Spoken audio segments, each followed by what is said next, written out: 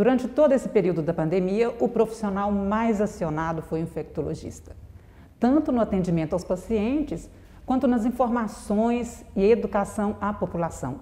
Hoje eu estou aqui com o Dr. Vitor Maluf, que é médico infectologista e que vai trazer mais esclarecimentos para nós sobre a Covid-19, sobre o tratamento e prevenção. Esse vírus, muito brutal, né, Dr. Vitor?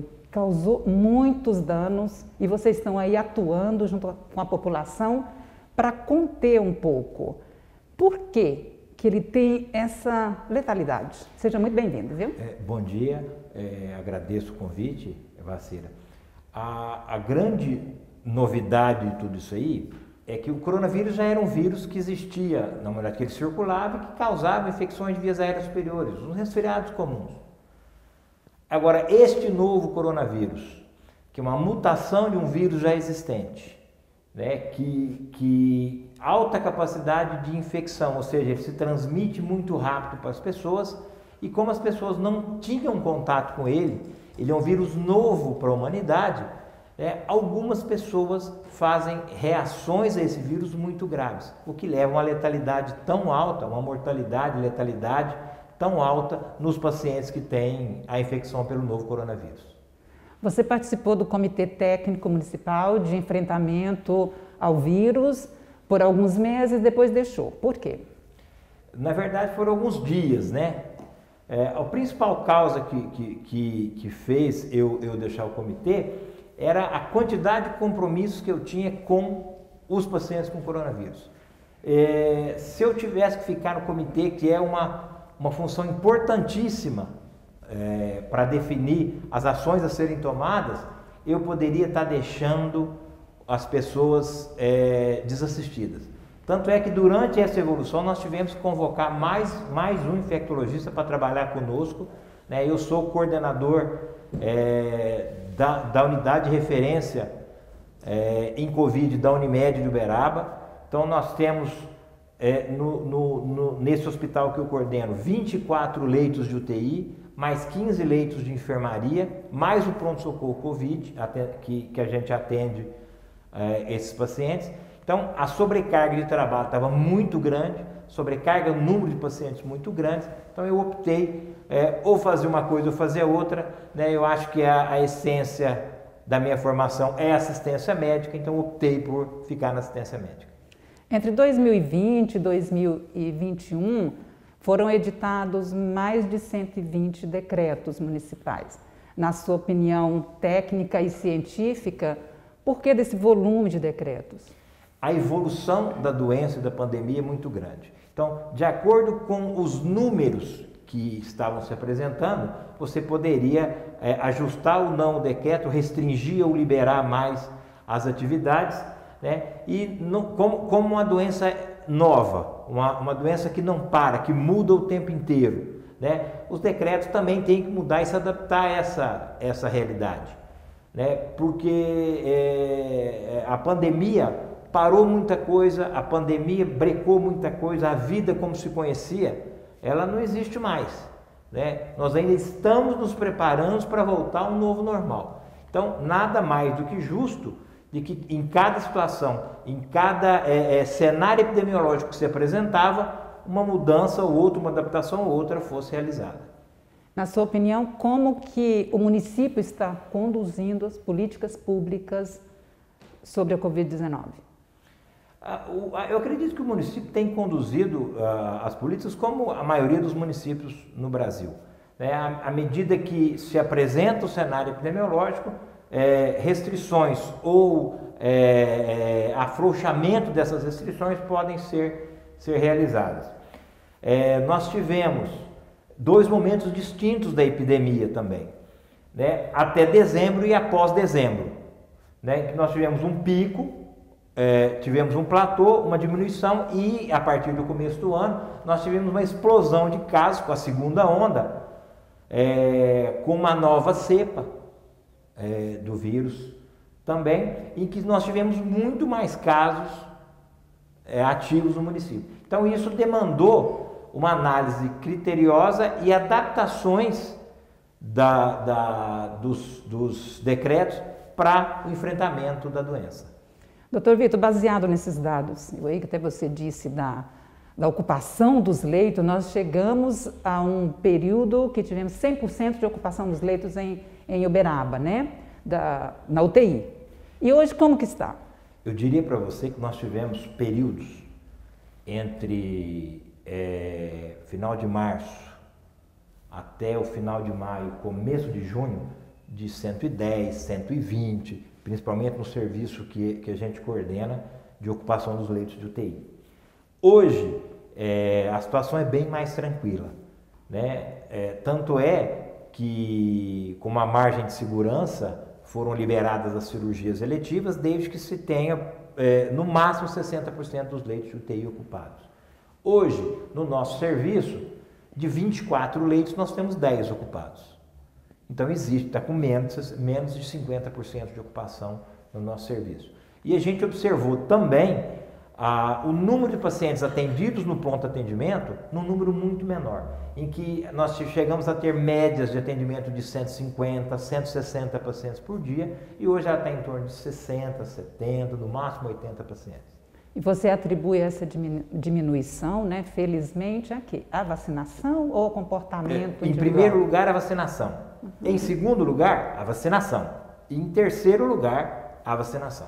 Porque, infelizmente, não dá para falar que foi comportamento, que foi distanciamento que as pessoas se mantiveram, né? Porque nós estamos vendo aí festas clandestinas que continuam acontecendo, encontros clandestinos, todo mundo lotado, a insistência de pessoas em não usar máscara de proteção facial. Então eu acredito isso, e os estudos corroboram, e quando você vê isso, né, a curva de número de casos, a curva de mortalidade, né, e a curva de internações, ela é inversamente proporcional à curva de vacinação. Quanto mais você vacina, menos internação, menos casos novos e menos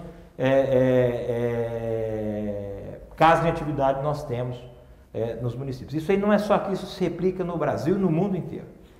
Nós temos, inclusive, uma lei federal do ano passado que determina o uso de máscara em espaços públicos, e ela não é aplicada de maneira eficaz? Não, ela é aplicada. Quando a fiscalização pega, a gente vê, escuta aí o pessoal passando os relatórios de 50, 60, 70, 80 autuações por o não uso da máscara, né? Eu acredito que isso seja por resistência das pessoas mesmo.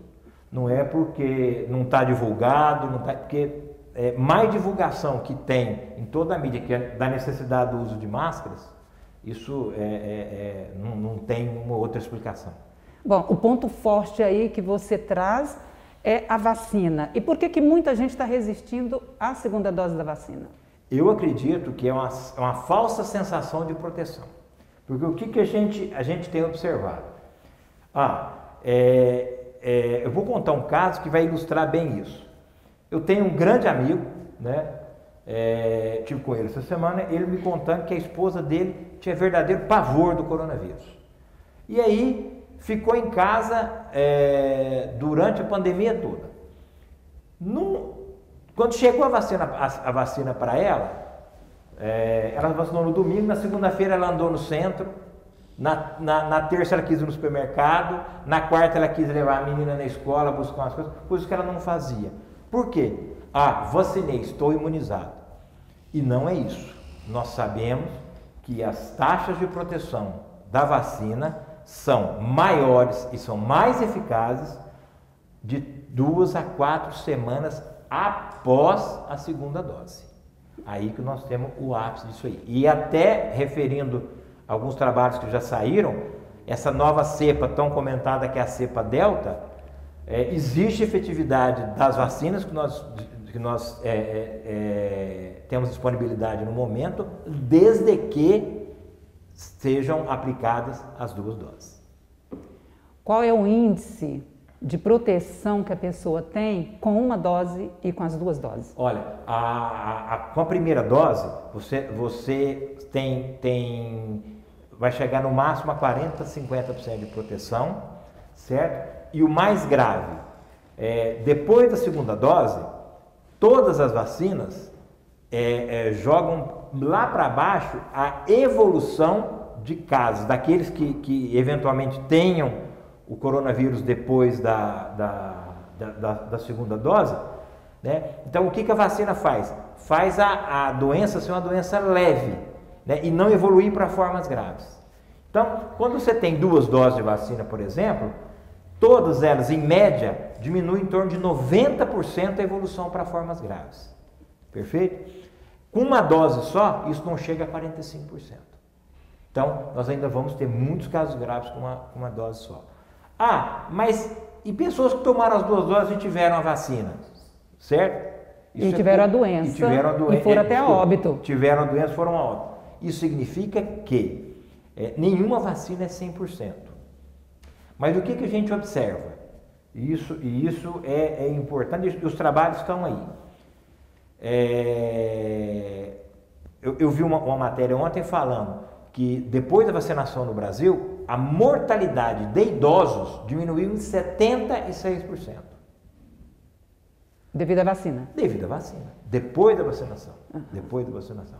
Então, por que não é 100%? Porque nenhuma vacina é 100%. Vacina, nenhuma. Todas as vacinas têm um percentual em que ela não vai funcionar, que ela não vai induzir anticorpo, não vai induzir célula de memória nesses pacientes. Então, isso não é dessas vacinas, são de todas as vacinas. Doutor Vitor, tem local que já está usando ou pensando na 3ª dose. O que você acha sobre isso? Será que o Uberaba vai entrar nesse... Isso é uma opinião minha, só não é um trabalho, não foi nada publicado ainda. Eu acho que vai ser necessário. Acho que essas vacinas vão ter que ter evoluções, com evolução das novas cepas, igual acontece com a vacina da gripe, do H1N1, todo ano. Acredito que vai se precisar de 3ª dose. E já tem 2 estudos autorizados pela Anvisa, ocorrendo no Brasil, da avaliação da 3ª dose para Coronavac e para AstraZeneca. Que são 2 vacinas que nós temos aqui. O Chile está fazendo uma avaliação para a 3ª dose da vacina da Pfizer. Isso está sendo conduzido na Europa também e nos Estados Unidos. Então, eu acredito, é um feeling pessoal, que a 3ª dose vai ser necessária e vou além. Talvez precisaremos tomar vacina todos os anos, igual tomamos para a gripe, igual tomamos para H1N1, vacina da gripe comum e H1N1. Existem algumas polêmicas sobre a potência das vacinas. Qual que é a diferença de uma para outra? Isso existe mesmo? Existe. É mais eficaz que a outra? Existe. O que tem que ser bem explicado para as pessoas entenderem. Por exemplo, a taxa de proteção de uma vacina. O que seria isso? Ah, mas a Coronavac, a taxa de proteção é 54%. Significa o quê? Que 54% das pessoas que tomam não vão ter doença sintomática. A eficácia dela, a efetividade dela é baixa? Não. Por quê? Naquelas pessoas que vão ter sintomas, 86 a 90% delas não vão evoluir para a forma grave. Certo? O que a gente observa com as outras? Eu vou exemplificar para o pessoal ver direitinho. A vacina, essa comparação saiu numa revista internacional, um trabalho, e foi feita no Chile, em idosos, né, nessa população de idosos. A vacina, comparando a Coronavac com a vacina da Pfizer. A Coronavac, em termos de proteção para doenças sintomáticas, 54%. A da Pfizer, em torno de 82%, 84%. Mas, e nos sintomáticos? A diminuição para formas graves. Certo? 86% na Coronavac e 89% na vacina da Pfizer. Significa o quê? Que as duas são eficazes em prevenir formas graves da doença. Qual que é a sua opinião sobre o tratamento precoce? Prefiro não falar. Por quê? Prefiro não falar sobre isso aí. Por quê? Como é que eu vou falar de um tratamento que ele hoje não é indicado pelo Ministério da Saúde do Brasil, não é indicado pela Organização Mundial de Saúde, não é indicado por nenhuma sociedade de classe do Brasil. Eu cito 3. Sociedade Brasileira de Infectologia, de Pneumo e de Medicina Intensiva. Certo? E nenhuma agência internacional preconiza isso. Então, a minha opinião está aqui. Não acredito e não prescrevo. Você entende que as pessoas acostumaram com a pandemia, com o vírus, e elas estão mais expostas, colocando mais em risco? Ou o que a gente poderia definir? O que eu acho? Isso aí, isso é sério, isso tem até estudos sobre isso. As pessoas estão cansadas. E a gente entende isso. As pessoas estão cansadas de ficar em casa, de ficar trancado, de restringir contato, de um abraço, de ir numa festa, e a gente entende isso. É que as pessoas estão cansadas. Né? E vou parafrasear aqui o padre Fabiano. As pessoas estão cansadas do vírus, mas ele não está cansado de nós. Então ele vai continuar, ele está endêmico, sofrendo mutações e novas cepas e novas variantes aparecendo. Então, eu acho que a gente tem que retomar as nossas atividades, sim, mas com cuidado, com critério, né, usando sempre máscara e mantendo o distanciamento social.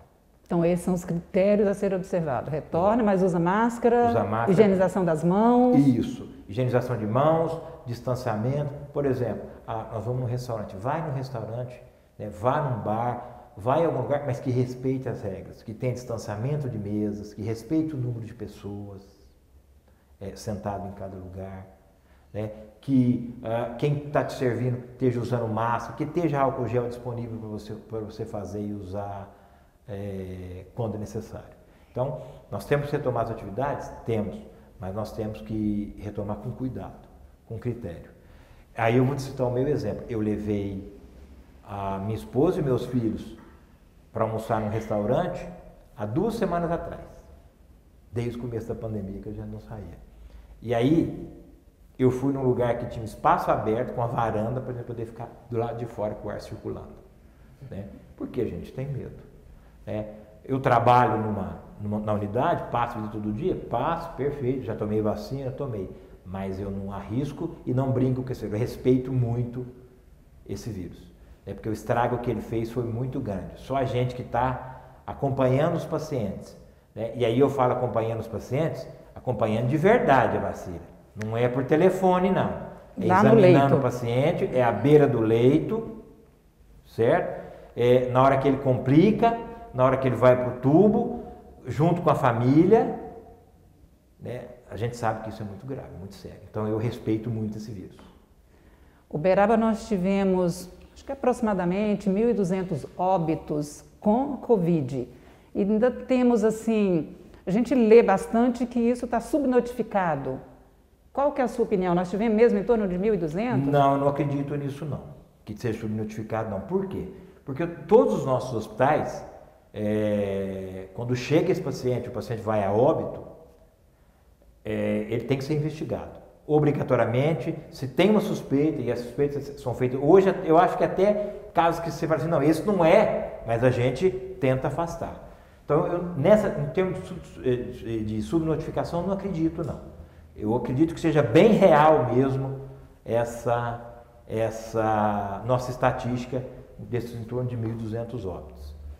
Doutor Vitor, quais são as principais sequelas de um paciente que teve Covid?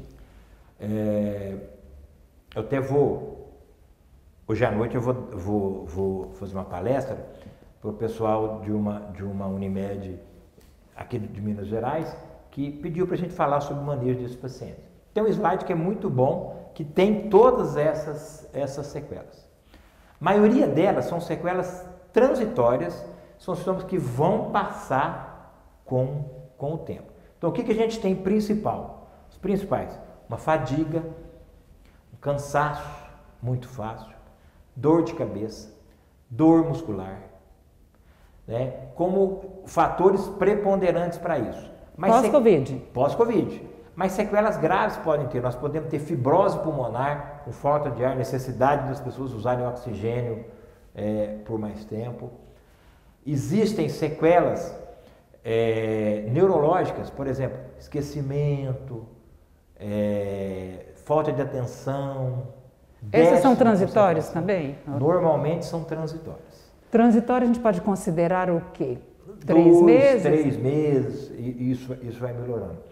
E existe uma que é importantíssima no Brasil, que são as sequelas emocionais. Isso é extremamente frequente e a gente entende. Por quê? Porque é uma gravidade muito intensa e a pessoa tem medo de morrer, tem medo do familiar morrer, então ela fica com sequelas emocionais muito importantes. Os colegas que atendem essa especialidade, hoje, com tranquilidade, 30% a 40% do movimento seu de consultório são essas pessoas com algum distúrbio, tendo que usar ansiolítico, antidepressivo, para poder passar isso aí. A gente que trata principalmente as sequelas orgânicas, de formas pulmonares, formas cardíacas, isso aí, nós vemos bastante coisa e vemos que ela passa mais rapidamente. Mas essas sequelas emocionais, elas estão durando muito mais tempo. Pessoas que já tinham a tendência de depressão, essas coisas, tem muito mais... Acentua. Acentua. Nós temos visto assim, muita queixa da queda de cabelo. Você acha que está associado, então, ao vírus ou à parte emocional? As duas coisas. Né? É frequentíssimo o pessoal queixar de queda de cabelo. Isso aí. E fazendo essa análise, nessa hora que a gente vai fazer, não existe uma terapêutica medicamentosa para esse pós-Covid. Não existe uma droga especial, vou usar isso, aquilo, não. Nada disso os trabalhos mostram que funciona.